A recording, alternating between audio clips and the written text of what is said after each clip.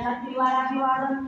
तसेच इथे उपस्थित असलेले सर्व ज्येष्ठ श्रेष्ठ कार्यकर्ता आणि भारतीय बौद्ध महासभेचे आदरणीय केंद्रीय शिक्षक सुमंगलजी आहेरे यांना आदरपूर्वक आजच्या दिवशी जय भीम।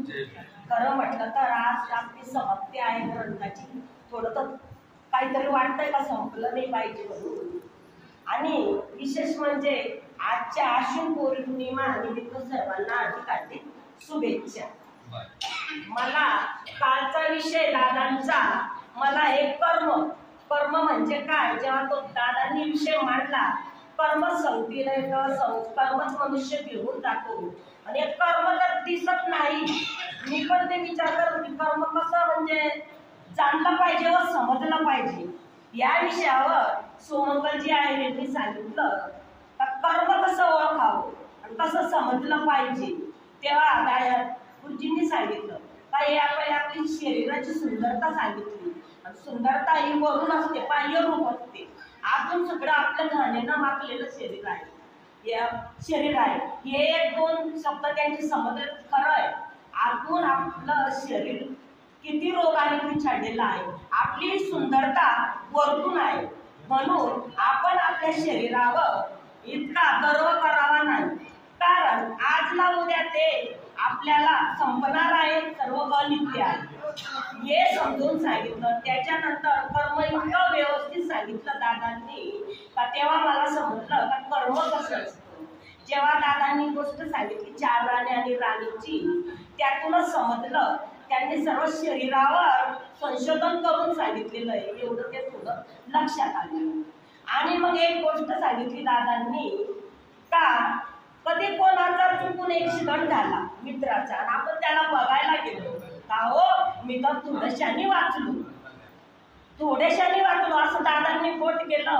अक्षरशः मला इतकं म्हणजे समजलं का, आणि हे थोडं म्हणजे कर्म, या थोड्याशा कर्मानी माझा ऍक्सिडेंट वाचलेला आहे। म्हणजे हे पुण्यकर्म किती महत्वाचं आहे, आणि जो हे पुण्यकर्म करतो ते पुण्यकर्म तर डोळ्याने दिसत नाही, आपल्याला संगतीनंच घेऊन जावं लागतं। हे दादांनी सांगितलं हे कर्म आहे, आणि ह्या कर्मामुळे त्यांचा जीव वाचलेला आहे। म्हणजे अशी आई वडिलांचा आशीर्वाद असला पाहिजे आपल्यासोबत। खरं म्हटलं तर जे आपल्याला श्रेष्ठ आहे त्यांचा आशीर्वाद असला पाहिजे आपल्यासोबत, तेव्हा हे एवढंसं कर्माचा हा आशीर्वाद लागत असतो। म्हणून एवढंच माझं मनोगत व्यक्त करते आणि मी सर्वांना शेवट जय भीम म्हणते। तर माझ्यामध्ये तर खूप बदल काही झाले जेव्हापासून मी आयरे गुरुजीला कंडारीमधून ऐकते, तेव्हापासून माझ्यामध्ये माझी इच्छा व्हायची मनामधून की मी विहारात जाऊन आणि जे वाचन करतात आयरे गुरुजी त्यांना असं ऐकायचं पाहायचं आणि ते मनामध्ये धारण करायचं, काही ना काही त्याच्यामधून घ्यायचं। जेव्हापासून इथं आलो आम्ही तिचं आम्हाला मार्गदर्शन भेटलं सुमंगल आयरे गुरुजी खरोखर एकदम समाजासाठी असे गुरु पाहिजे। भगवान बुद्ध बाबासाहेब असे गुरु केले, पण समाजासाठी असे की गुरु पाहिजे आपल्याला मार्गदर्शन दाखवण्यासाठी। त्यांच्यापुढे समाज एकत्र येऊ शकते, सर्व महिला मंडळ पुरुष वर्ग सगळे एकत्र येऊन सगळं समोर जाऊ शकते। जे मार्ग ते दाखवतात त्या मार्गावर सर्व चालू शकतात।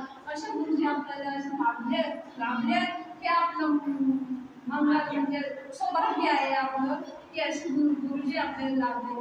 त्याच्यामुळे आमचा खूप लाभ झाला, आणि हेच आमचं एवढं 2 शब्द बोलून मी माझ्या गोष्टी संपवतो।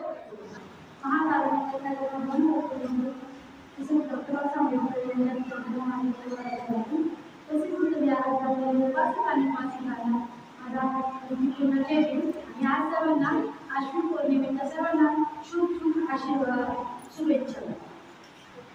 आज आपला वर्षावारचा समाप्त होत आहे, खूपच दुःख पण होत आहे आणि आनंद पण वाटतोय, कारण आपण रोज सलग 3 महिने न चुकता विहारात होतो। असं आता 3 महिने आपण आल्यामुळं असं वाटतं की घरी राहिल्यानंतर आपण काय काम करणार नाही। संध्याकाळ 7 वाजले 6 वाजले की आपल्या विहारात पाय लावत होते, आणि आई गुरुजींनी आपल्या इतक्या सुंदर पद्धतीने इतक्या सुंदर पद्धतीने सांगितला, जेणेकरून आपल्या डोक्यामध्ये इतकं फिट्ट बसलं आहे की आपण तसं आचरण पण करू शकतो.